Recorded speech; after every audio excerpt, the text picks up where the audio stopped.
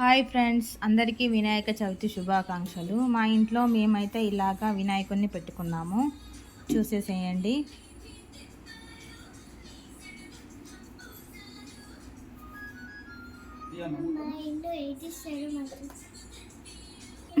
దేవునికి ఇష్టమైన నైవేద్యాలు బెండకాయ, బీరకాయ, బొడకాకరకాయ, టమాటా వేసి కలిపి వండాను. అన్నము, బెండకాయ పులుసు, పాయసము, ఇలా అన్నీ చేసి దేవునికి నైవేద్యంగా పెట్టాము. చెప్పు చెప్పు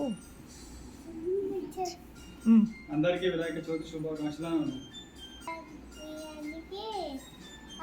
అందరికీ